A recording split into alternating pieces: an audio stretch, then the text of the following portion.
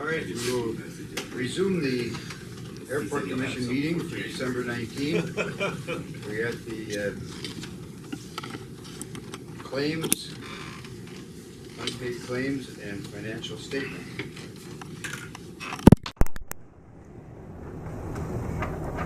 Chair would entertain a motion. Motion by Commissioner Pavlik.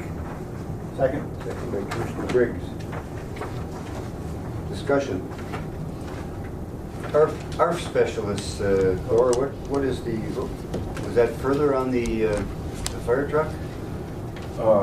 It's the second one from the top on your financial unpaid bills. Second page? Yeah. First page. First page, right on the front. Second one down. Second one down. That was a bill that was that was missed. Not Kyra's fault, their fault. That was for our spring training for recurrent training for our fire. Okay, thank you. I just thought there was maybe some trouble with the Nope, negative. with the unit. Okay. Other questions, please.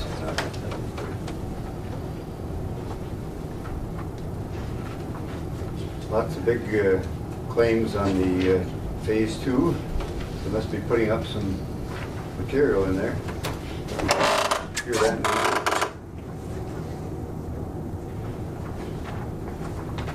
Maybe we should wait to pay him till after the report.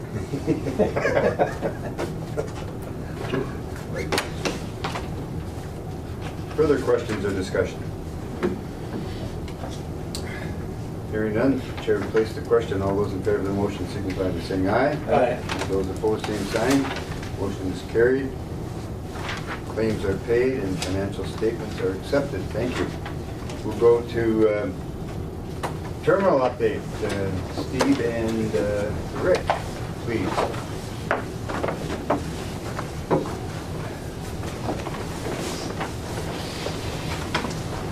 Phase 1.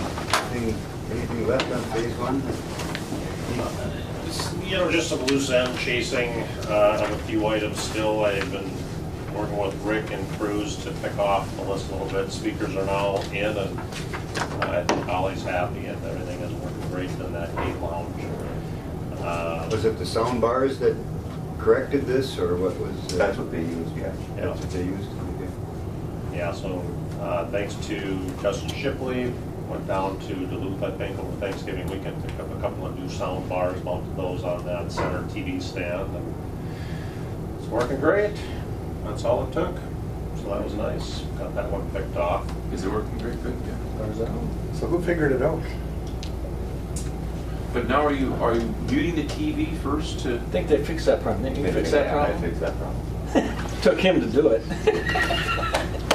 That's right. Man, my boy. Yeah, the TV screws were Just on had the to turn the existing speakers sound on, right? bar, Yeah. Right.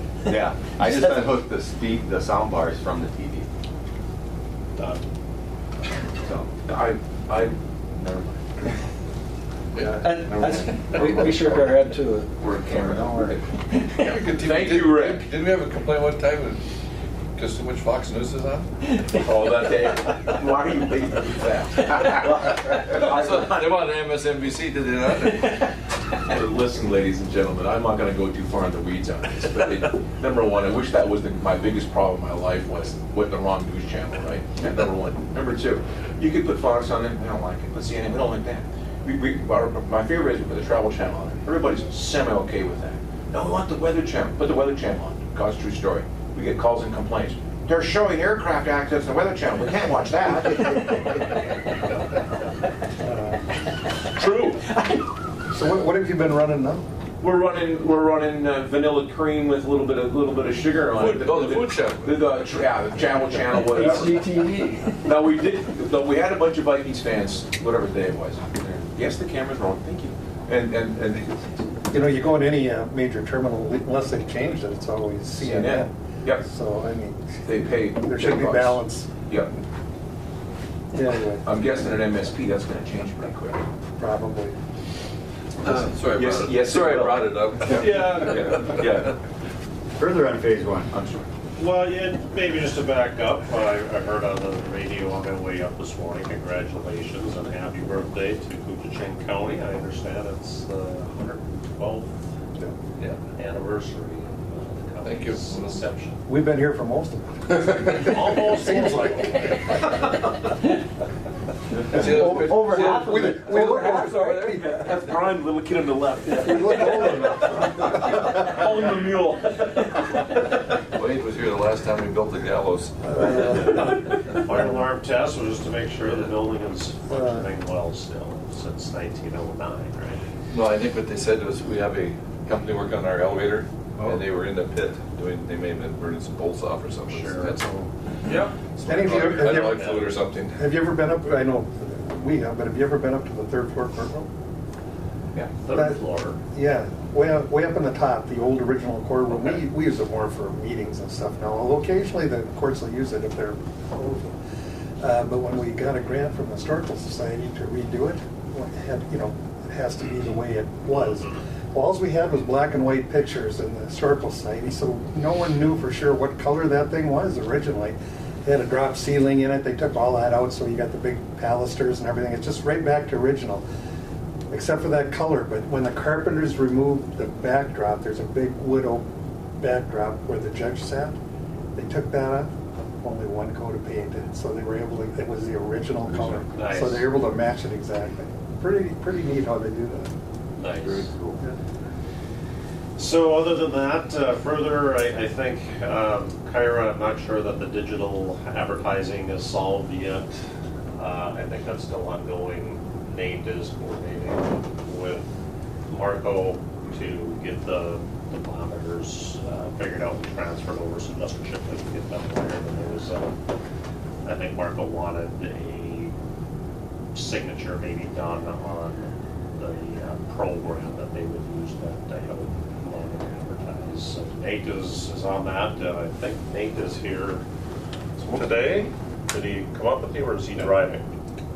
I think he's still living with his father, who's sick, so I don't think he's going to be able to. Okay.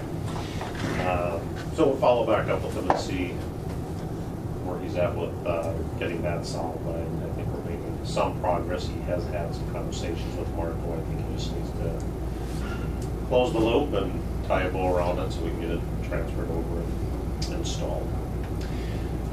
Rick and I are gonna work more on removing the signage letters today, and I'll throw those in my vehicle, bring them back to the Bemidji, we'll pack them up, send them down to Signation in the house, so they can refinish those letters and send them back. The test that Rick did last month seemed okay, they should pull over fine without damage. So let's hope that's still the case. We had a conversation with Brian Peterson at TSA, and I think we had some discussions last month about maybe they would be revising their equipment layout in the screening area. That is not true. They may be doing some replacements, maybe, but according to Brian, they are not changing the layout. So we're back on task now, trying to look at a solar mitigation from the eyes on that computer screen that they use to monitor folks coming through. So we're picking that ball back up and running with it now to see if a film is still something that will work, or if we need to look at more of a tint. So we're going to hate to put tint. Nobody would want to see that, but that might be another option of those ones. On another note, for the Delta boarding pass kiosk, window blinds are in process and are ordered. So keep a tab on that to see as we're timing that out with the phase 2 order as well. So we do have motorized and non-motorized window blinds in addition. So we're simply just adding on to that order so you've got the same type of product that we'll put on those windows. Did have a conversation with Logan Teleflex. Gary Downs, he was up in Anchorage area, Alaska last Wednesday when I got a hold of him. We're still wanting their technician to come to the site, do a final in-service on the bag handling system and just make sure everything is tweaked and running, and get some more training if necessary on it. He was supposed to get back to me last Friday, did not, so I'll follow up with him today and see if we can get Dave done when he'll have a service tech come up here. I told him it'd be nice to have it done before the end of the year. I'll let you know as soon as I hear something. Boiler, Still running, Still running? still running. It's a good thing, yeah. No issues that we're aware of since they were here and tweaked it last time. There's still, the report that the boiler rep, it was emails really, it wasn't a formal written report, but the email exchange, the information they fed back to JK Mechanical, there still could be an issue with some flue gas that was causing some of the boiler shutdowns. Hasn't happened since. They were up and changed a few things or tweaked it. There is a regulator limiter that I think the board has. Correct. We're going to work with you to get that taken care of with Ted, or just have Shannon's pop thing on the regulator. And that may have already been done. No, Okay. it's not done. Ted has it. Ted has it? Ted has it, but he hasn't done it. And that's really my kind of list for phase one. So we're just kind of whittling that down, still working on a couple minor things with Hammerland on Door sweeps. door sweeps. And the ground, or MCI. Yeah, and I should, gotcha, yeah, there was some grout, cracking or some things that had happened on some of the tile within the bathroom areas. I think looking at the entries, some of the hazel maybe got taken care of. Were they loose or? Just the ground cracked down. Oh, Someone okay. must have moved a little on the ground cable, so they got to re-ground parts of it. And the carpet tiles, they're That's been holding done, on? yeah. Good, good. Carpet tile's done, no worries on that. We did have our professional cleaner that cleaned the building initially for you and is scheduled to clean phase one as well. Pete Scanlon with Pro Floor Care does a lot of floor maintenance and refinishing. For the last 20 plus years, he's been doing a lot of terrazzo work and restoration, and understands very well polished concrete, which you also have now in the terminal, and will extend it through the ramp area to the new addition. Ted had some concerns on, every time he scrubs and cleans, he's maybe seeing a little bit of what appears maybe to be some top concrete sediment that might be scrubbing up and getting into the scrubber water. So he had some concerns just to make sure there wasn't something happening with the polished concrete finish.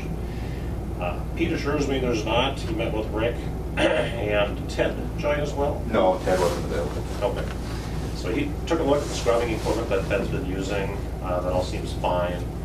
But the sealer that was put on that system that was specified is it's an annual sealer that ought to be looked at and refinished annually. I've asked Pete to give me a proposal for you, and he can look at it in two options. One is literally just kind of refinish, reseal. The other would be to take it further down and try to take care of some of the scratches that have occurred over the last year from general use and luggage, and like a chair might have scraped pretty deep on the one side. So as soon as I see that, I'll get that forwarded on to the commission, and you can decide, maybe Ted could do the same thing. And he is more than happy to work with Ted and show him anything that he wishes in terms of resealing that system. Or you may, have to hire a Pro Floor Care. They're out of Norfolk, so he's not that far. So to be continued, he didn't quite get me his revised proposal this week. He was up and looked at it. Square footage was off slightly, but he sent it last week. So okay, just take a relook at that. I think your footage is too high. Cost should come down slightly. Please.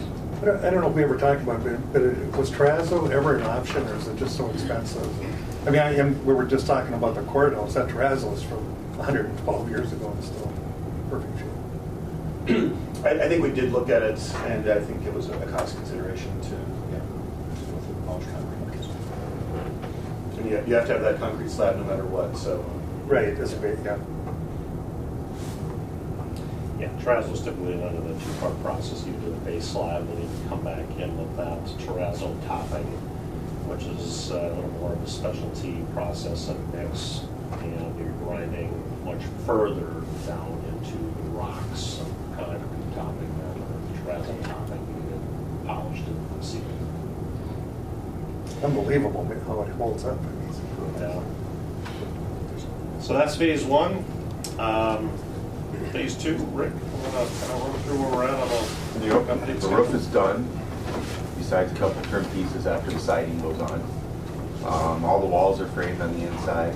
Their electricians roughing them in, the plumbers roughing in, HVAC's going in. They're doing some sheet rock here and there where the electrician needs it done to mount some equipment. And that's pretty much it for the next couple weeks. So it's warm. It's 49, 50, not warm enough for taper yet, so we gotta work on that. It's warm enough to be working in there. Yeah. Besides the weekend, the shelters blew down over on Sunday when it was windy. You can look right through that, baby. Yeah. So we got that back up Monday morning, and it was 50 degrees in there this morning, so. We've had some nice weather for it. Oh, it's Coming, just as an offshoot, coming in today from a house, they're doing pile driving on that bridge out there. Right through the night and everything, and they're just, until they get all those beams, it was warm enough to do. warm enough still. Yep. Yeah, once they punch through that initial layer of frost, it's probably easy Yeah, to sand. that's what they said. Actually supposed to maybe be in the 30s today and a possibility of rain. So we'll see how plant stays away, doesn't turn to ice. Unusual December, that's for Yeah. sure. Is that same forecast you had, Sean? I'm sorry. Same forecast you had, chance of some rain this afternoon? No. Yeah, they said, They're working on it. Steve said they had. They got a bunch of it roughed in, but they don't have it all yet to turn it on, so, yeah. They're hoping to have the floor heat on in the next couple of weeks. On your weekly work plan, I'm not familiar with the one word here, the hydronic. That's the floor, The in-floor heat. in-floor heat, yeah. Okay, that's what they call it. Yeah, they're working on that. It's not running yet, but they're piping it. So similar to the main terminal, we're extending that system into the new addition. Below the slab, there's a series of hot water tubing that, mainly around the perimeter of the building, along your outside walls, that tempers the floor and is a partial heat source to keep the building warm. Yep, hydronic heating. Okay. Other than that, the admin space, Nesta, thank you. We got the revisions now for what we're doing, I think, on the walls. I'm not sure if we closed the loop with TSA. Yeah, I think that's the only outstanding question, and Kyra and I were kind of talking yesterday about exactly where that wall dividing that storage space between airport storage and TSA storage wants to be, so. Well, and I don't know that TSA's officially approved it yet either, That's, so. yeah, that's absolutely the other part of it too, so. So we should hold off on that wall within that If storage. we can, yeah, and I think the good news is there's no electrical service in that wall. Okay. So, So it's flexible. But the other revisions are okay for us to proceed with. Adding the wall for the offices, the PO office and some of kind of your area, make sure the desk fits okay. Yeah, I'd like to run out there after today and just kind of take a look and some measurements, just to make sure. Absolutely, yeah, just let Rick know and stop It's by ready. anytime. Yeah, So I we think we had will- scheduled a tour today, but you folks have got a meeting at 10 o'clock. Yeah. 10:30, yeah. So, not sure when, are you gonna go out for the tour? Yes. Okay. All right. I peeked through the glass already. So are the windows in? No. No. He goes through No, we the, got the glass from the secure area. Okay. So, yeah, is that 10 o'clock or 9:30? Maybe 10:30? 10:30-ish? I don't know what your schedule is. Parade trailer? or- yeah. We're at 40 now, right? Just come to the trailer? Yeah. Mhm. Okay. Well, if we can get, maybe we can get done quick enough here, Brian and I can run over. Sure. Yeah. Absolutely. Okay. All right. So, yeah, we'll try to close the loop then back with TSA and determine, I think I was hoping to have maybe a little bit more of the storage room instead of 50%. Just need them to agree what they have would be able to be stored in the remaining space. You can't argue with her, let me tell you, you gotta watch out. Give her what she needs. Well, worth the price of admission. I noticed my note from the last meeting that the commission had decided on the new conference room to not have any film on that glass, to leave it regular clear. So Yep. we'll have to kind of work with Anderson Glass and see if we can get credit then on not doing film at that location. So we'll follow back up with that. Everything we do is public, you know, you can't. I do have an updated change log for you. I'm not sure that I got that to Kyra last week, getting the packets, so I just thought I'd give you that monthly update. These are the ongoing changes that we're tracking on for phase 2. It just kind of lists, the form is pretty simple to read. It just has an item and a description. The far right, either we've got a rough order of magnitude, dollar amount associated with it, or it's been quoted, or it's been change ordered. If you go to the bottom of page 2 and try to add those 3 columns up, and give you your sum total potential exposure to date, and it's a work in process, obviously, it's fluid at this point. So we'll continue to monitor that. With that, I have 3 change proposals would like to have Chairman Anderson sign. And again, this works well. Once you sign these, I take it back, we get it down to Tracy, so it's kind of an automatic process with her. The first item is for field order 26 on that list, and that takes care of what we had to do is cut holes, openings in the end of the existing precast wall that Fabcon had put up on phase 1 terminal to be able to extend those mechanical services through and feed the new addition. We had not assigned that work to anybody under the bidding process, so we're simply paying TNT Aggregates to take care of that. It is done, work has been completed already. That total is $13,877.71. Okay, I guess we'll take these all together unless someone wants to separate them. So go ahead. Continue, Steve. The second one that I have for you is field order number 27. This is a minor add of $1,433.49. It's to add a poly vapor barrier and fire-treated plywood to the inside of the new electrical vault. Electrical code requires that to be lined and hang the panels and equipment things on that. For moisture control or Material. is- And the vapor barrier, correct, so we can make sure we're not, our climate has a lot of highs and lows with humidity and temperatures, so we wanted to keep that protected from a vapor transmission standpoint. And that is also complete. Third item is, and that's the TNT Aggregates as well. Third item is also the TNT Aggregates. This is field order number 28. And similar on the end precast wall of phase 1, there were some steel embed plates that were buried within that concrete wall that we needed to expose to be able to tie on our new structural steel and extend it out for the new addition.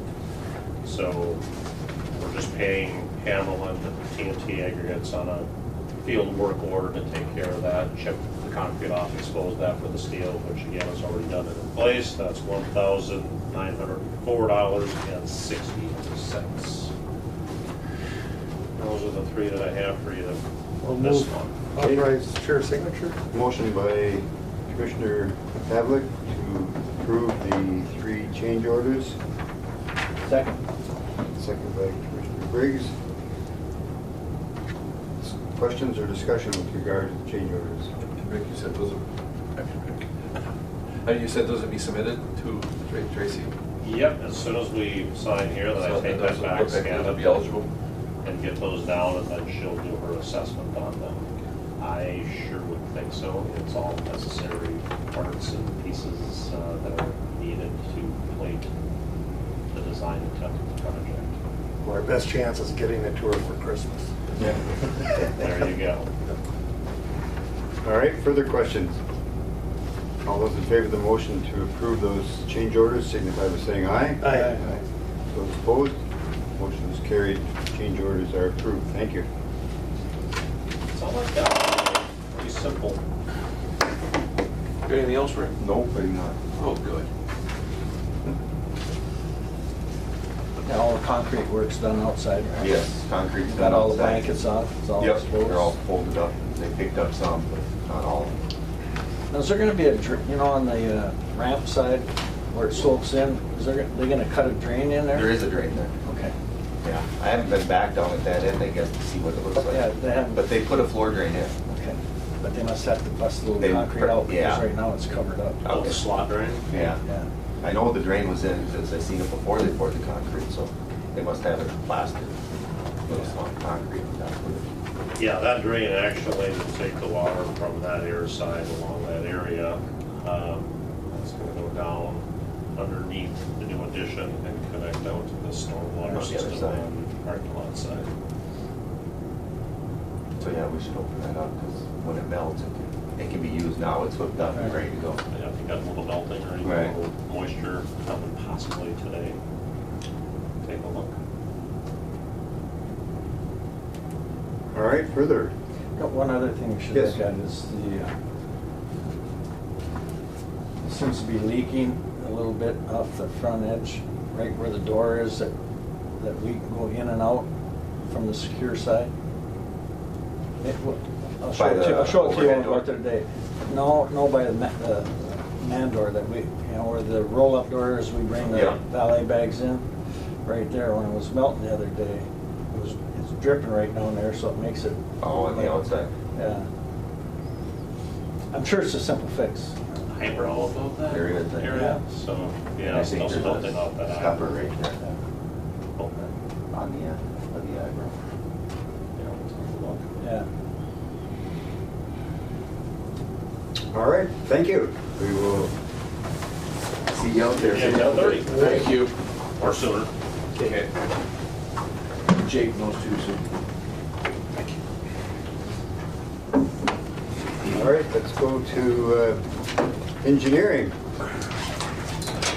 Keep it moving right along. since- Yes, runway and taxiway reconstruction, phase 1, north end. We have another memo here for you.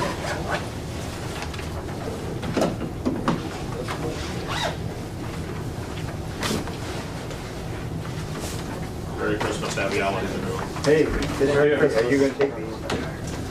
Yeah, if you're ready now, otherwise we can bring it later.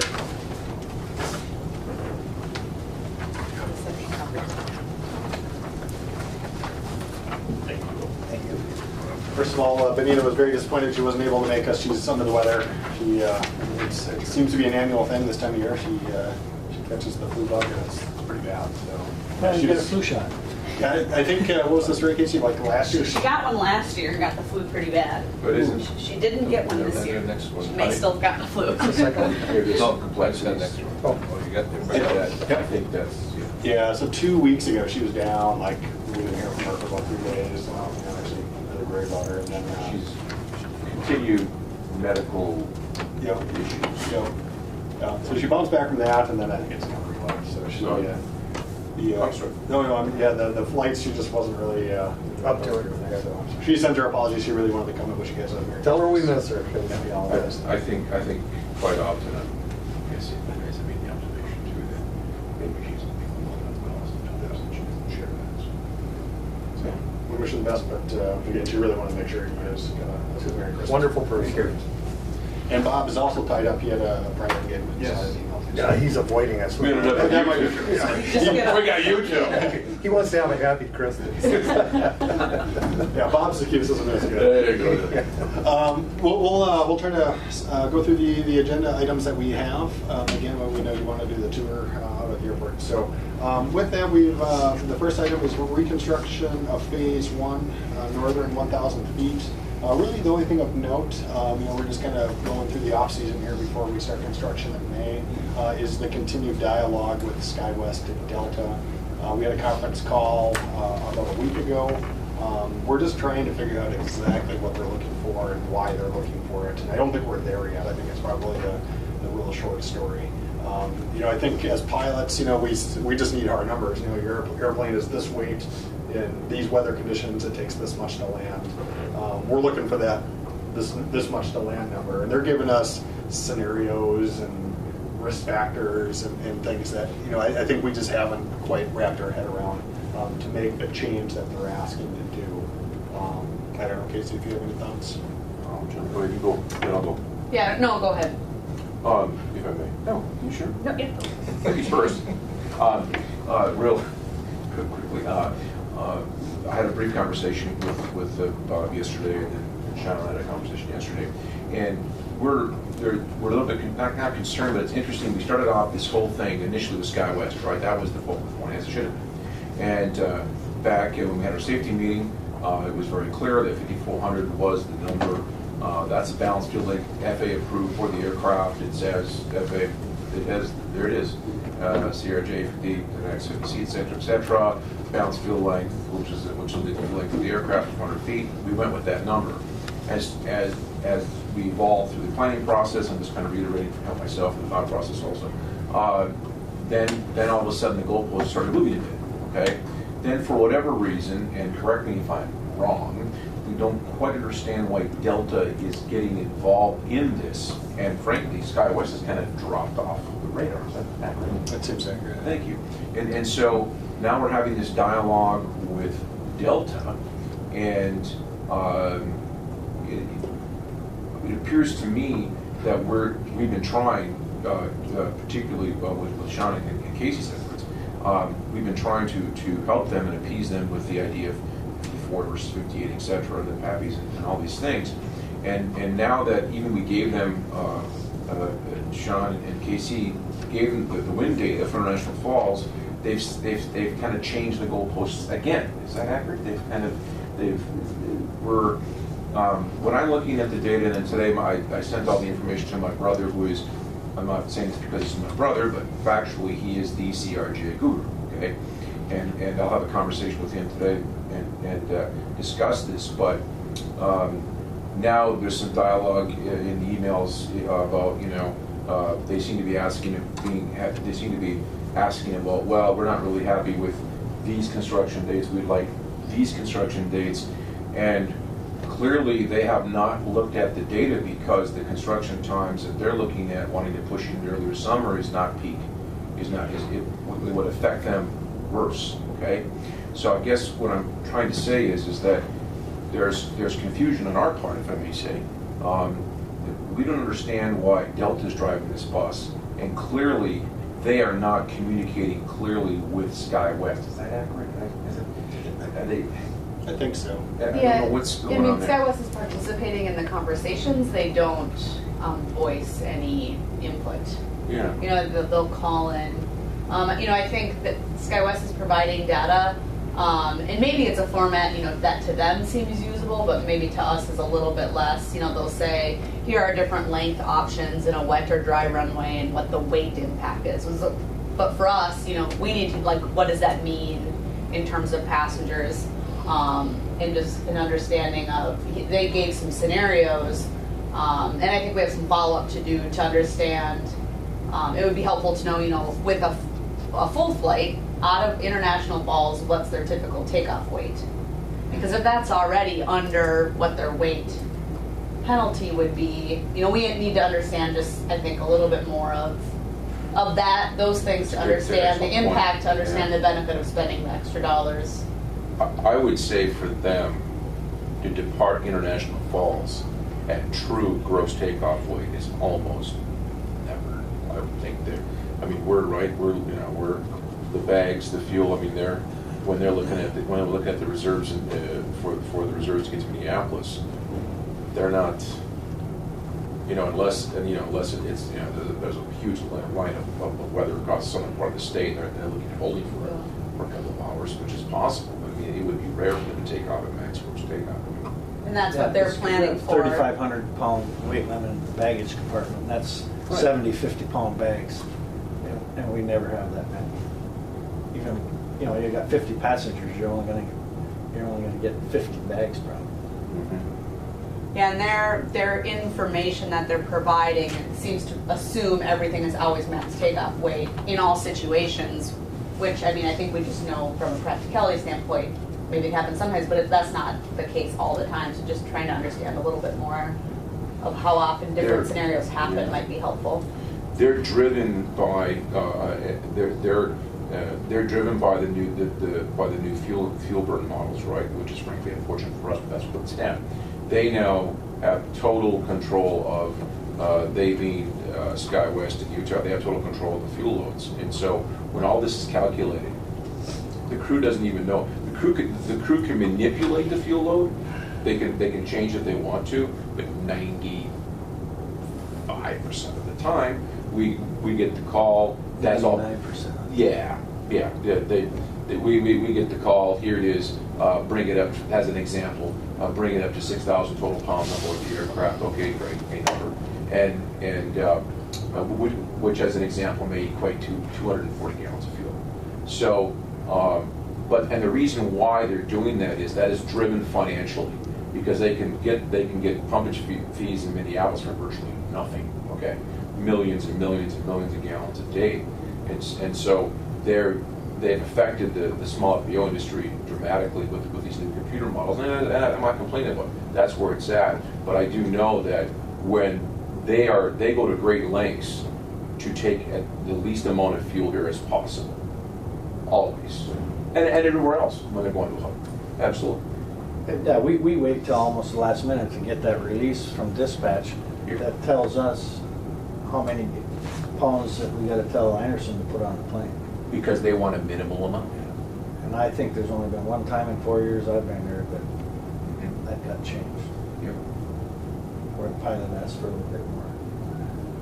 So the concern is putting off passengers because of landing in wet weather and takeoff?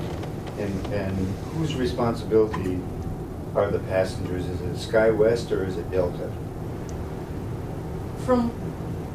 I think it's... Are they Delta passengers? They're Delta ticketed? Yes, they are Delta passengers and Delta ticketed. Is that why Delta's getting in the picture now? I think, from what I understand, I think they made the comment, because there's different ways that the regionals will fly these routes, and sometimes, who takes on the risk, whether it's SkyWest or Delta.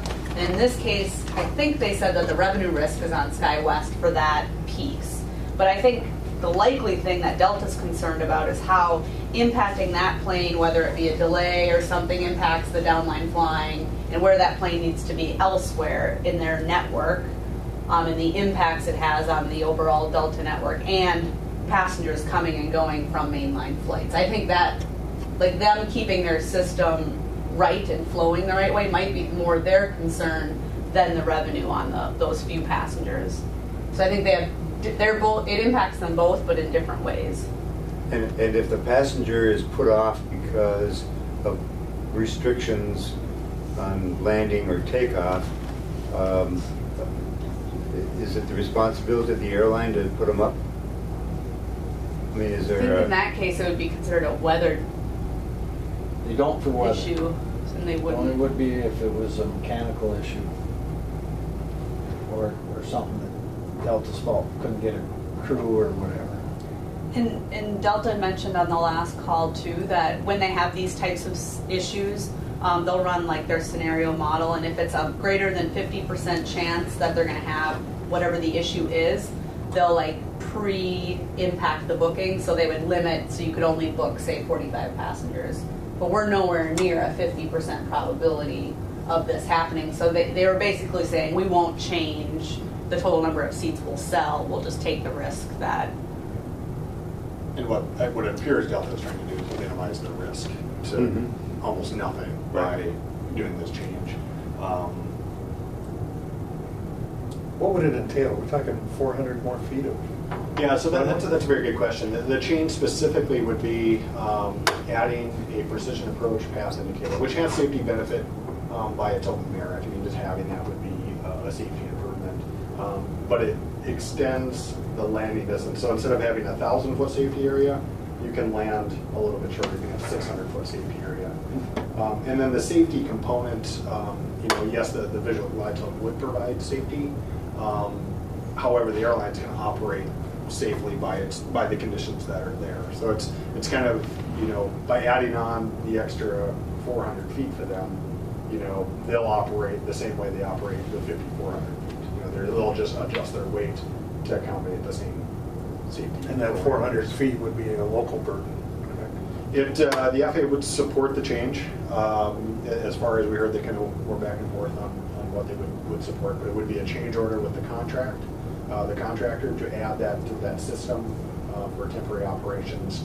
The one unknown that we don't have right now is the FAA support to what they call flight check. So basically, they have an airplane that is an FAA airplane that comes in and verifies all the lights are doing what they're supposed to do. But I mean, that would need to be done before the temporary. But if they required us to do the extra 400 feet, we would have to pay for that locally here, right? Correct. Yeah, that's my question, because that's what we're concerned about right now. All right. So to be determined, I guess, at this point. It's just an ongoing discussion. Back to what I was saying about the Delta component to this. Now this is, I think led by your questions are good questions. What really what's driving this discussion, right? And once again, it's just interesting because I'm how do I say this? I'm getting a real sense that we're helping, we're trying, and there's getting a little bit, shall we say, of an entitlement attitude from Delta, frankly. Not entitlement, but there's a little bit of a. I'm saying that's certainly what I'm saying. Expectation that we'll. There you go. Thank you very much. That's just the truth. And it's even it's even in the email chain. It's we also don't like this schedule. So is there a couple of questions? Have we determined that we're going to do the PAPI, temporary PAPI? We have not. We have not. Yeah. So that's still a question that's out there. That's correct. And when do we have to make that decision for that and the additional 400 feet? What is kind of D-Day here? So both those items are combined. Yeah. If we do the PAPI, we're doing the 400 feet. That would be the reason to do both of them.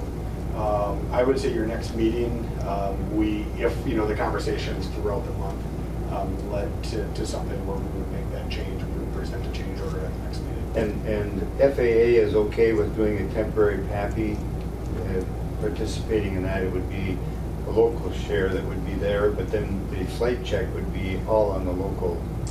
I think they would fund the flight check. Oh, they would? Yeah, the question with the flight check is if it's feasible with the timeline at this point. You know, those are typically scheduled far in advance and getting into their workflow. And if, you know, because we also, you know, it's how you phase it in with the construction too. But I think that's what we're trying to figure out with, is it Tech Ops that runs that? So we'd have to have that in a month before the construction begins and have that flight check complete. Right. Yeah, so we would most likely, you know, once the frost comes out of the ground, you know, have some construction in May. The contractor could technically start June 1st, but we would have to have that flight check, you know, verify that the operation is good before we can start the construction. So there's a lot of moving pieces, I guess, on that. So January meeting, we should have, Yeah. hopefully have the information we need to make that decision. Yep, because there won't be much time after that, just to, Okay. you know, because the contractor would have to react, buy the materials, install the equipment, the flight check would have to be arranged, and then the construction schedule built off of that. So there's those kind of pieces. There's also a whole construction safety plan component operating in this slightly different layout. That'd be a coordination piece that SDH would do with the FAA. And we would use that for all the first 3 years? You would use it for the actual PAPI in that location for the 50 calendar days of construction. The PAPIs then would be most likely property of the owner as temporary PAPIs, and you would reuse those in a different location for phases, for phase 3 and potentially phase 4. So that's actually a good component, is that, you know, you'll have those to use. They'll be property for you spending the money, but you're gonna spend that money in phase 3. regardless. All right. More to follow, I guess is probably the Yeah. very short statement. There's no other thoughts on that. Phase 2 design, so this is the reconstruction of the taxiway. It's ongoing. I think it's probably the best way to put it. It's quite an effort of upgrading to the runway standards to work with the FAA on how that layout looks. So we're still anticipating a June 2019 bid opening. So we're working through that plan. We'll bid it, and then the construction of that taxiway would be in 2020. So we would get the bids, get the grant all squared away, make sure the funding is there, construction in 2020. Phase 3 is the center section. So we're kind of working on a lot of the elements for phase 3 because they're required to do during phase 2 while we're doing the temporary taxiway. The big item that we're kind of focused right now is the weather balloon launch facility relocation. Previous meetings, we've talked about moving that facility across the road, which requires 3 things specifically. One is going to be the ALP update, which Casey will talk about here in a moment. The other is a environmental assessment, basically analyzing that acquisition in order to make it eligible for federal funding. And the third is an environmental assessment. So Casey talked about those in detail. So the ALP update, that's a pretty simple process. We're hoping to finish that up here this month. All we're going to do is just take your existing airport layout plan and kind of draw on the potential area for acquisition, show where that future building location is, and then we'll just prepare a memo that will go with it and submit those. It's probably only going to be two of your sheets from your airport layout plan that we will update, along with a memo kind of describing the alternatives analysis for the Blue Launch facility and kind of what why the airport chose to do that site and why we're showing it on the ALP. So a short little justification that goes with it, that'll go into the FAA and they will approve that. And that's just a requirement to get funding for the land. And is that an addendum to the master plan then? The airport layout plan, yep. Okay. So we will submit that to the FAA. The other piece that's kind of a newer tie into this, so looking at those properties across the street, the reality is we know we're going to end up acquiring over 3 acres just to make, obviously, make it work for the Balloon Launch facility and make it work for the property owner. It's just kind of the reality of the way the parcels are shaped and kind of how it will work out given the acreages. So unfortunately, let me back up. With the runway project, we had been doing the categorical exclusions, a little environmental checklist for each phase of construction. The FAA has a list of projects that just automatically qualify for a Cat X and you don't need to do any additional review. And we've always been able to fall under that umbrella, even with the wetland impacts from the temporary runway, since they're mostly linear ditches. Which was good.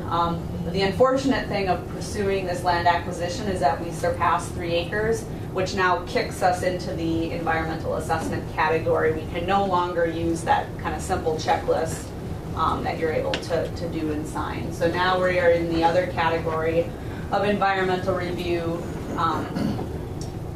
And because the balloon launch facility is being done because of the runway, really the EA is for the runway reconstruction, and the balloon launch facility is just one of the elements that has to happen for that project.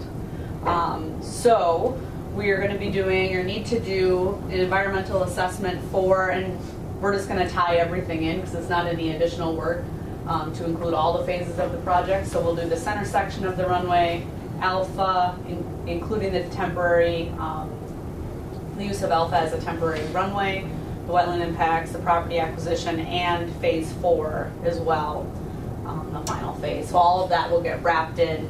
We'll no longer do the checklist for the subsequent phases. Just this one document will cover you for all of the phases. There's a few different studies that we would do, or I guess one particular, which even if you didn't do an EA, you have to do to acquire money, or to acquire the property with federal funds, is do an environmental site assessment, a phase 1. So We'll have staff that come out, they'll do a walk of the property, and basically they're looking for, any indication that there's contamination or otherwise. They can go into structures if a property owner will grant access. It's not a requirement to go into structures, but that's something that they can do if there's a cooperating landowner. And if they don't, they just mark in their report that they didn't have access to the buildings. Find old cougar poop, I hope that's not fun.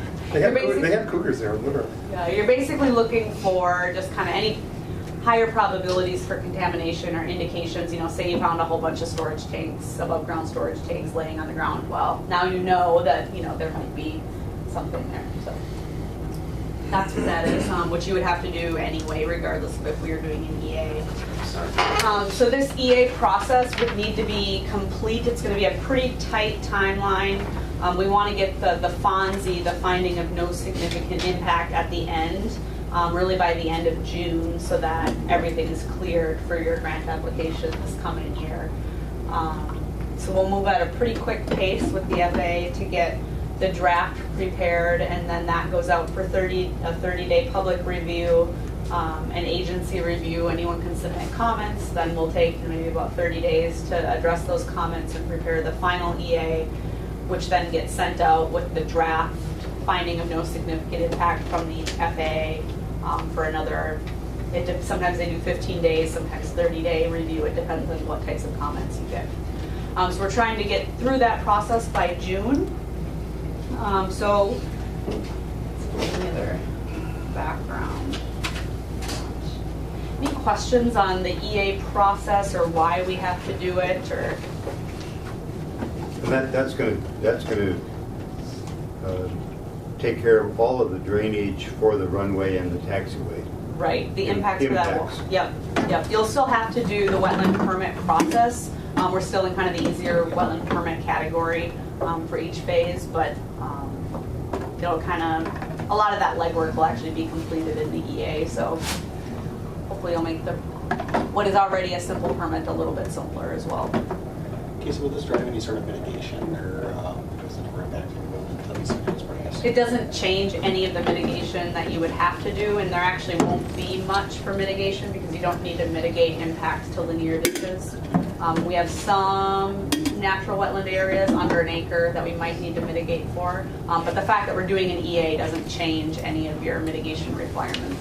It's all the same as if we weren't doing the EA.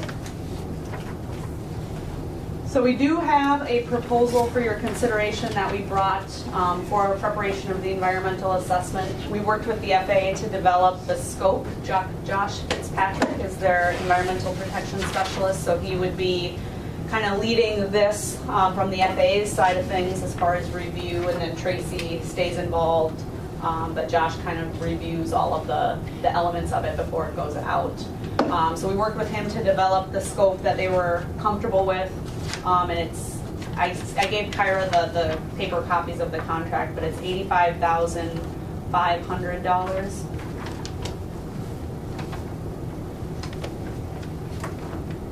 And that is part of your grant application, so it would be 95% funded by the FAA and then 2.5% funded by the state of Minnesota. So the local share is 2.5%. And another just kind of scope element in there, we did include another public open house that we could do as part of the process. And we can decide when might be the best time to do that. But seeing we're evaluating some different alternatives, we could consider doing that before it goes out for draft review. The preparation phase if you wanted to do an open house. And then there is also, anytime you do an EA, regardless of the project, you have to provide opportunity for public hearing. So anybody could request a formal public hearing. They typically, I've never had anybody request one, and I've only ever done one for pretty controversial, bigger projects, but there is that opportunity as well, that you could do that. So the contract, and that was with ProSource? That one was with us. With the you? EA, Okay, yep. for the EA? Yep. All right. So the environmental assessment contract with SCH for $85,500. Commission's pleasure with that. Has to be done to to be able to acquire the property and for all of the taxiway and runway work. So, motion by Commissioner Pavlik to approve, I'll second. second by Commissioner Briggs. Questions, please. Keep us appraised of the local share, that's what we're gonna be looking at. Yeah, 2.5%, that 85,000. Yeah, which is $2,125. Yep. Very good. No further questions. All those in favor of the motion to approve the contract signify by saying aye. Aye. Those opposed, same sign. Motion is carried. Contract is approved. Thank you. The next item is the acquisition process. So you cannot finish the acquisition process until the EA is done, so you can't close on the property until after the EA. But the FAA did indicate that they would be comfortable, if you so choose, to start the acquisition process with the landowner, kind of in parallel, concurrent with the EA. That'll kind of help keep things on track for the schedule that you have set for each phase. So what we kind of talked about at the last FAA meeting is that you do have the potential to start that acquisition process. You couldn't close on the property, but the reality is that process does take about 6 to 8 months anyway, with all the public notification requirements, notifying the landowner. You have to sit and offer an interview with them, get the appraisals, review appraisals, work through negotiations. You can start that whole process during the EA. Well, what we really need is a purchase agreement with that stipulation, contingent on passing those requirements. So maybe that's something we should be working on right now, is getting that purchase agreement. Well, I think all of those, if you're using federal funds, you need to do all of those steps before the purchase agreement. So we need to do the notification, Right, and I think, the appraisals. yep, and we would recommend working with, Negotiations. we work with ProSource quite a bit. They're kind of the most common firm that kind of does this. They're very, very familiar with the FAA process and the federal funding requirements, whether it's FAA or HUD or FEMA or whoever the federal agency is, because there's a lot of steps in there that are required for that federal process. Well, only the government would operate like that, because we could spend a lot of money, and at the end of the day, they don't sign a purchase agreement or decide not to sell. Now, why would we risk money like that? It doesn't even make sense. Because that's the process. Yeah, I think there is a risk with that. You're right. It does provide you some assurance that everything you do is eligible for FAA reimbursement, because if you get through the process and missed a step, you either have to start over or the FAA wouldn't fund. If you missed a step in that federal acquisition process, that impacts your potential to get funding. Now, the property owner has shown interest, Yes. has been approached. And in some cases, if you can't get to that agreement on the property acquisition, you could go to condemnation. I'm not sure that'd be applicable in this case, but, that process is kind of set up like that, where, you have the need to do this. But then ultimately we'll do that. So, are you recommending that we engage ProSource? Yeah, I think it would be best to work with ProSource on it, and if that's something that you'd want to do and use their support through it, then we could have a proposal from them for your January meeting to consider, and we could talk also with Jason Alt is the individual that works for ProSource and does their airport work. We could see if maybe he could come up and maybe even talk a little bit about the process and kind of what their services are that they provide. Yeah, I think that would be helpful, and certainly for me, I would like to make sure that I see the layout of what the process steps are that's required and when we should be engaging those. I mean, I understand we can tell the property owner that we're going to start this process and it's probably going to take 6 to 8 months. But I'd like to be able to do that so that they don't get some other plan going, or I agree. because Or a sale to someone else. Yeah, or decide. decide Or to- at least get that process right. Exactly. Yep. Is it my understanding that at this point, so I'm clear, that we're looking at purchasing from the landowner how many acres? Well, I think I think it's kind of up to them, but we would like to purchase all that they have Yes. there. Now, the sheet that went around here, if I understood the FAA correctly, they probably are not going to take that one piece. That's why I asked the question, is what's The, funded, right? What The can we do to reimburse them? 10.7 acres for 11,000, you're probably not going to take and fund that. And so that 11,000 would be all on the county and city nickel. And depending on how the negotiations go, there might be potential to get FA support. We just won't know until we get into some of And if the those. property owner says, yeah, we want out of here completely, we want all of this taken, you know, then I they might. believe, I'm sorry, go ahead, please. I believe that's their intent. And that's why I was asking, just so the group knows that that's, I understand the focal point on the acreage that we can get refunded, and just loading it up, we know in the future that all this discussion's going to But go. I think the FAA is not going to want to take and purchase more than what they need, and they're going to need those two parcels Correct. to accommodate the building, but the third parcel they may not need. And this But is we the- would be, Well, it makes no sense not to take it. I mean, right. Correct. And this is the advantage of using ProSource, because even in our discussions with Jason, he was saying there's something called an administrative settlement, where the only way to make a property sale go is just to buy the whole. It's building. it's small money. If it's a percentage, it falls within what they call an administrative settlement. And he does understand, you know, very well the FA requirements for eligibility. So he has that in mind as he's structuring the purchase agreement, which can be to your benefit because he knows how to maximize the federal dollars when you're packaging up a sale like this, which is really nice. I think the other issue that makes me very nervous is moving buildings. And I hope that he has some experience He does in actually having quite a moved bit. buildings, because that's, the property owner wants to take a couple of those buildings down on 53.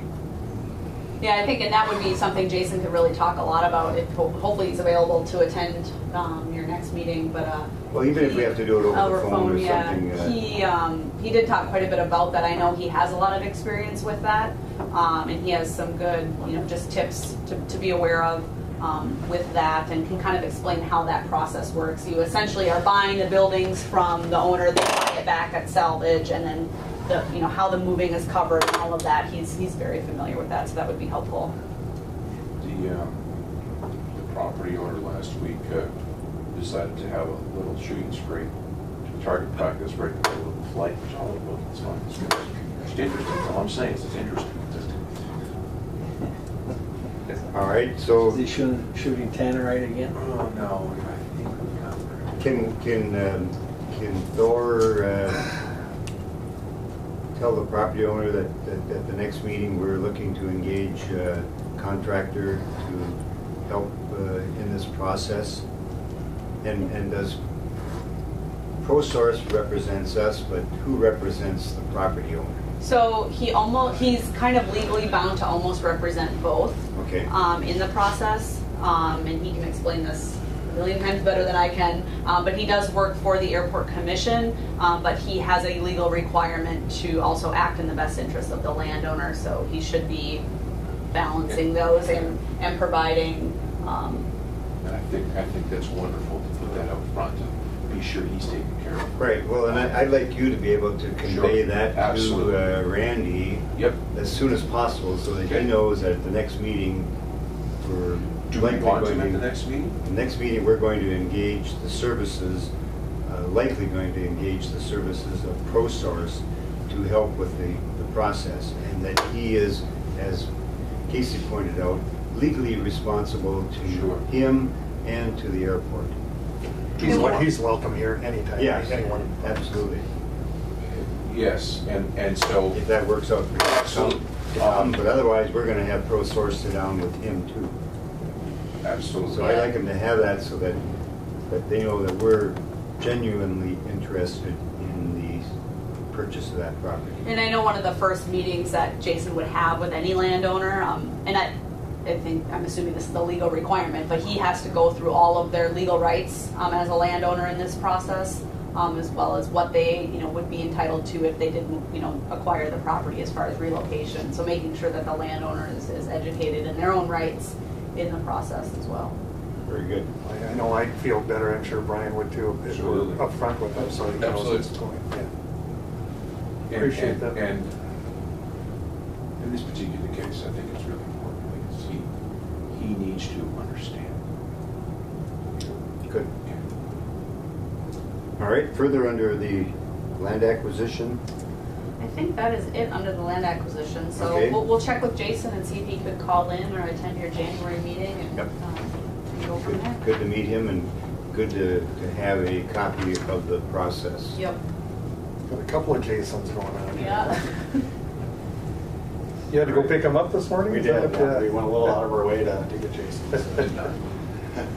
All right, is there further under the funding that we need to understand or anything? I don't, So you want to do the supplemental? I mean, I think you covered that. That's the Yeah. June timeline? Yeah, so the supplemental appropriation, that was that special grant request. There's still no word on it, so Okay. it's kind of, in the FAA and political court, so we'll kind of see where that goes. Casey and I were talking, especially with this environmental assessment, and you're right on with the local share of concern on what that looks like for next year. What we'll provide next month too is kind of an outline of what it's looking like. And we also do have some funding specialist support, which we're either hoping to have attend, whether that's the bonding bill or other avenues. So we want to get that support for you guys as well. Really, if there's any other opportunities there, I think with your representation in the Minnesota House and Senate, obviously have some good allies there, so we want to make sure we can leverage those any way we can. So I haven't confirmed that for January, might be February, but either way, we'll get that lined up to come through. That's a very good point. We want to keep both of them informed. Yes. Because we're going to need them. The last item, or two items here we have are just very briefly, just a quick synopsis of our meetings that we've had. We had a safety plan coordination meeting, which Thor was part of. We're just working through just the implementation of that phase one construction. FAA has a couple different branches, Tracy down at the ADO, and then also the CERT inspector, which is in charge of making sure that any sort of changes or anything that happens is done safely. So we had that discussion. We also had a project team meeting on December 7th, which we were able to have Thor call in on, and then also the Delta SkyWest meeting. Upcoming meetings, we have a balloon facility relocation meeting on Fridays. This is sponsored by the FAA. Tracy's kind of leading that, coordinating the National Weather Service, making sure everybody's moving in the right direction on the relocation of the facility. So yeah, the acquisition of the property is just one small piece of this. The other one is getting an agreement with the National Weather Service to move the building over. So Is that this Friday? it is this Friday at 11 o'clock. 11 a.m. Yep, so call in information there, so let me know if you need that. We also have another FA project meeting on January 31st for a call-in meeting, and then we're still going to finalize that schedule. So that's a wrap. Very good. All right, further questions for Sean and Casey? Thank you very much. Good work. Thank you. Merry Christmas. Happy Merry holidays. Christmas to you both. Let's move to the old business, and we have the conference room furniture. And Kyra, you want to help us go through that? Sure. Nice pictures. Which I need them. You have something, the Should be a spreadsheet in there. of the spreadsheet breakdown. here someplace. There we go. Here, the airport conference room furniture quotes. All right, can you, we got the conference room table. And so what do you have there? So the first quote for wood interiors that is the local company I reached out to in terms of the conference table. It would be a solid wood oak or white oak table, and that would be stained then to match the other wood that's in the terminal.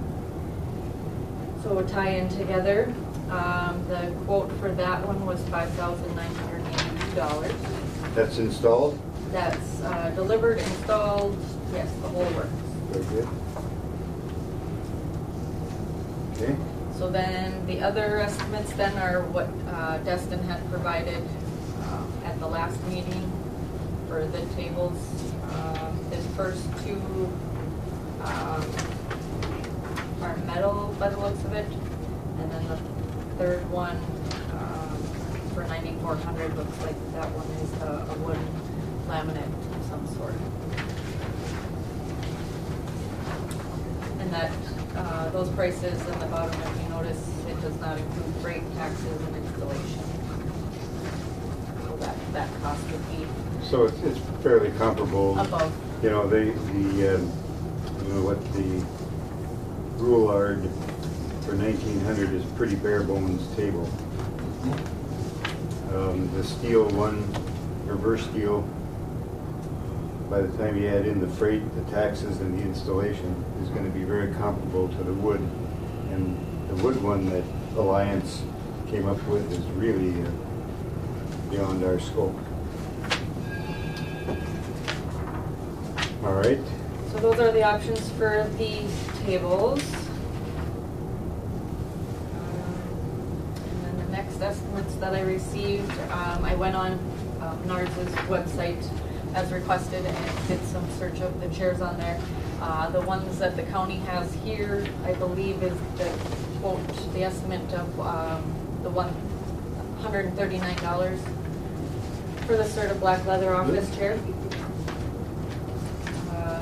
And then there's another one that's more of a mid-back, so the backs of the chairs aren't quite as high as what is here, and those ones are $184.99.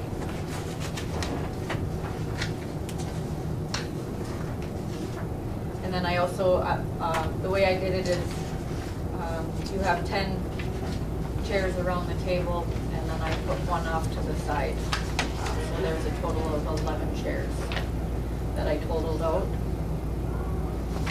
And we need 10 of the Side chairs?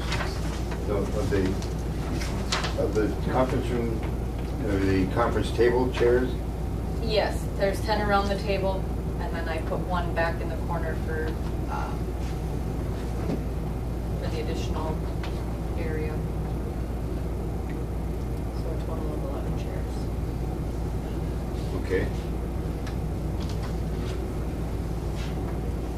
So then comparing those costs again to what was provided through Alliance, their global solar chair, one chair was $400, which then the next one up is $710, and then their high-end one is $1,045. More than lazy boy. We could get 11 lazy boys. Yeah, for 100. For 100 and some thousand, I'd rather get the lazy ones. Well, this $184 chair is, I think it's certainly got the pneumatic seat height adjustment, which that $104 one doesn't appear to have. The seat adjustment is Yeah. paramount. I think it is too.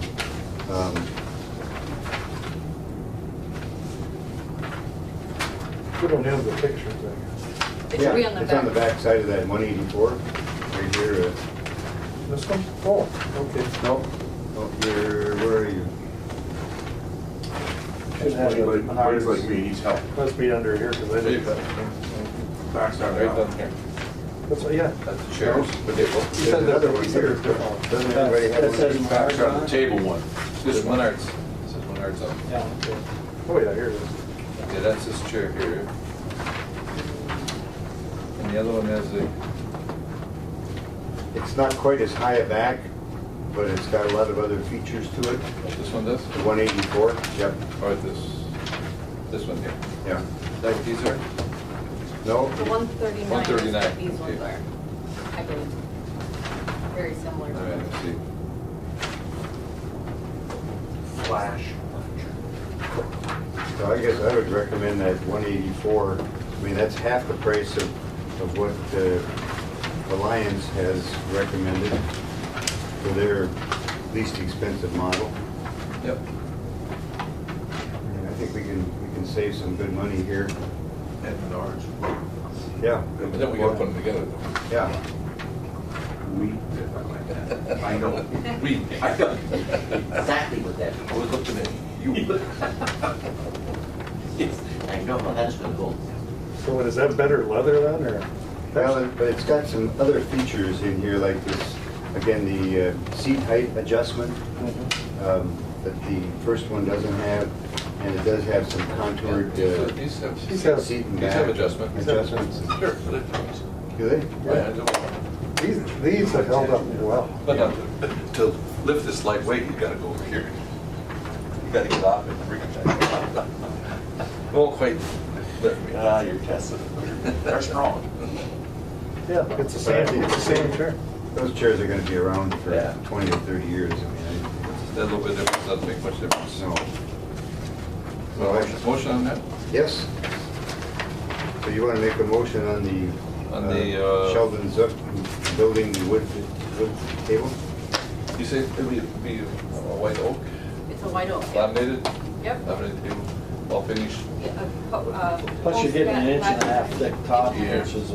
What does it have for legs, you know? Huh? Are they- He'll build it to, I'm sure that He'll- will give you Okay. very stable. He has an idea of needs of, Conference room. and that's what Sure, you we put think- things, tech, speakers, Excuse me? 10-foot? phones. 60 inches wide by 134 inches long and 30 12 inches foot. tall. Yeah. 12 foot, 12 12 foot. Yeah. 5 foot wide, Boop. 12 feet long. Okay, so on the table, Commissioner McBride moves for the wood interiors custom table at $5,982 plus tax. On the chairs, the Flash Furniture black leather office chair at $184.99 each. And on the side chairs for the conference room, the Flash Furniture leather reception chair at $104.99. Correct. That motion. I'll second. Motion by Commissioner McBride, second by Commissioner Briggs. Further questions or discussion? Do you want to add in the estimates on the side table? Oh, yes, we gotta have, Kyra wants to have a separate table away from the main conference table where she would sit to Absolutely. do the work. And that, I would do, Kyra. you see that at the bottom? Yes. I forgot that. Yeah. But is that for one admin table and one coffee table? Yes, so I would ask Because you you'd want for something to two be able to tables. do- Yep, Yes. so he just gave me an estimate for Those are one custom table. built. Yep, Yeah. Yeah, I'll include that. include those? Yep. Thank you.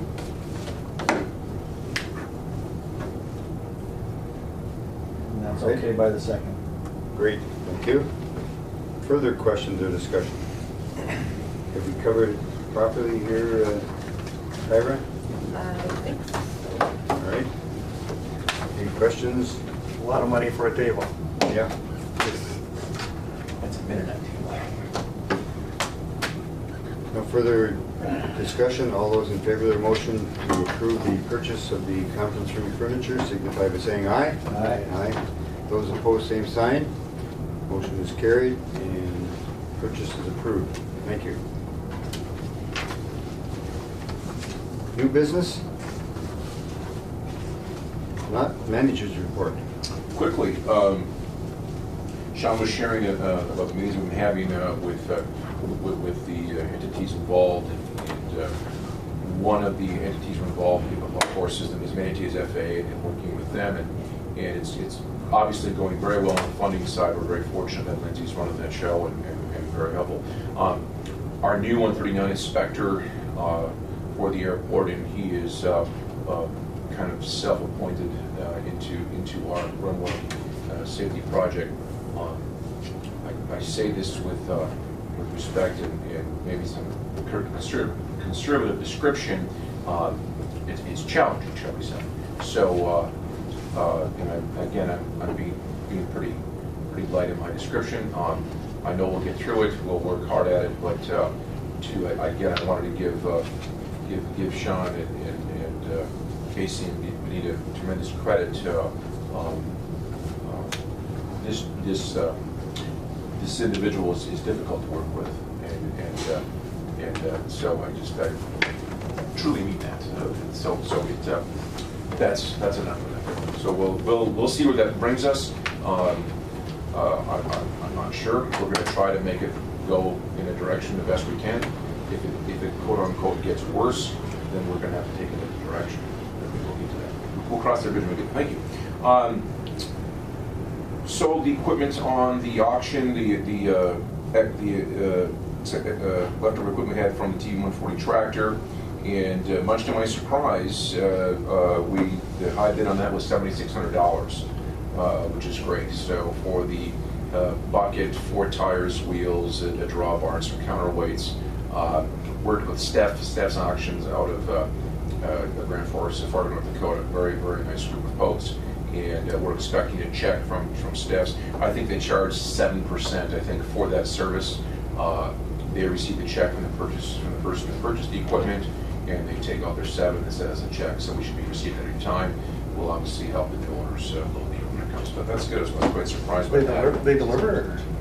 They're going to come and... They're going to come and get it, yeah. The purchaser who buys equipment online is responsible for shipping. So whether they call us and we arrange it, but generally these farmers, they have their own equipment. Just come and get it, yeah.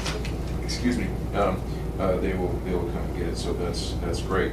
On a different note, but affecting our airport, is the possibility of the fantastic news about Fort Francis and the possible paper mill opening, at least opening to a limited type of production with brown paper. Hey, it's fantastic. Absolutely. It would help us all immensely. So that's really exciting. I don't want to get too excited about it, but boy, wouldn't that be wonderful? So that's great news. Yesterday, we started our annual fire testing for the fire suppression system. We're still working on that. We've discovered some glitches in the system. Nothing safety-wise. We'll get that done. We've done the inspection on the auxiliary power plant, et cetera. Also, running back to the 139 inspection, it's kind of interesting. The part of one of our binders now for 139 inspection is a very careful documentation of testing of the auxiliary power unit for the airport, which is kind of interesting. So they're looking for a lot of detail, and we're providing, which is no issue, but it's kind of interesting. On a different note, I was reminded this morning, not to get too far off into the weeds, the fire alarm was kind of interesting. I just learned recently about this is a fire story real quickly. Propane natural gas smell, okay? And obviously it's a natural gas propane, it does odorless, and we introduced the smell to it for danger. That came from Texas, New London, Texas in 1937, and they built a school there, and the byproduct of the oil was natural gas, odorless, and they built a beautiful new, very high-tech school. And just a few months after the opening of the school, a shop teacher was running an electric drill that ignited the gas, and it killed 300 students, and seriously maimed 300 more. And that was the point, 1937, New London, Texas, where they stopped natural gas use and came up with the artificial smell. Yeah. Interesting you say that. Yeah. I was coming down Highway 53 between Ericsburg and Ray, and the train was running alongside me. And the tank cars all say odorless propane gas. They call it odorless. Oh, wow. Really? Yes. Isn't that fascinating? Which way was the train going? Odorless LPG. Actually, we were going south, Going so it was south, coming okay. into the country. Okay. Really? They can legally do that? That's what it says. I got Right that. on the side of the car. There must be a reason. Odorless Must be. LPG, liquid propane gas. Really? Does natural gas have an odor? No, No. totally odorless. So if there's a leak there, you could have a problem. Yeah, they add. That's why they add It's smell. added right at the facility. Oh, okay. Yeah. Yep. But I wonder if you can you obviously must be able to transport it in that configuration and refining it down. But I didn't mean to get too far off. No, I just- I'll be honest with you. When a fire alarm went off, I went, That's kind of interesting. That's kind of like, anyway. That's all I've got. Thank Very you, good. everyone. Merry Christmas, everyone. Oh, thank you, and it's been an easy year so far with snow The removal. weather is fantastic. You can't, the temperature and the lack of snow, I'm assuming it's President Trump's fault would be the only explanation, but other than that, we're, Everything else is. everything is, I'll just put that on. All right. Very good. Thank you, Thor. Secretary's report. Not a whole lot, and claimants are in there, up again over last month, not a huge number, but still up again. The right direction. Yep. Yeah. So far for the year, we are up about 1,700 over last year. So, and I do not have, I've been checking on a weekly basis of 2017's total claimants, but they haven't updated it on that. So. Will we break 16? Will we this year? Yeah. I'm betting, You're betting? it'll be very close, yes. Always get a rush at Christmas, don't we? Well, if we, Sounds like if we 16 even to me. the same as last year, we will definitely, we'll be well into 16,000 Yeah, I think so. employments. Are those numbers true for Rochester? Oh, Yeah. 180,000. Yeah. And you're looking- Obviously with the hospital, but Yeah, and you're looking literally at, that's just the beginning. wow. They're looking at vertical growth, just crazy.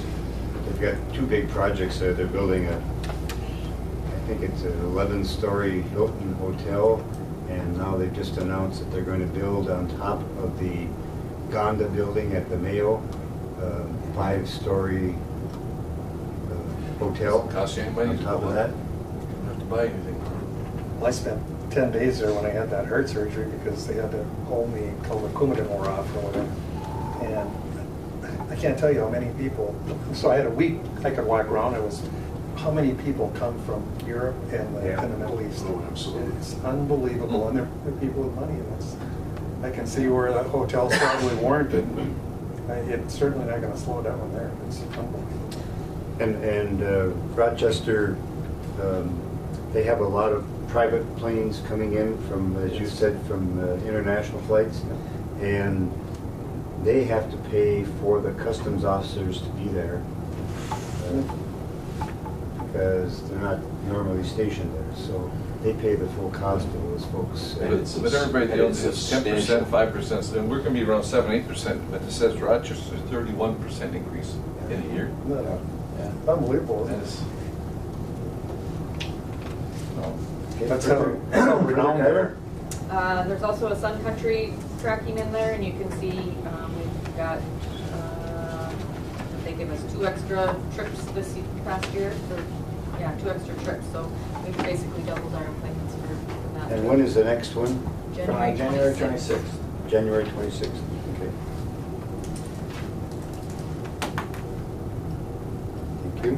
The Further? last thing I have is Roxanne with CKDR. The contract is up with them for the radio advertisements, and she's wondering if the commission wants to extend again.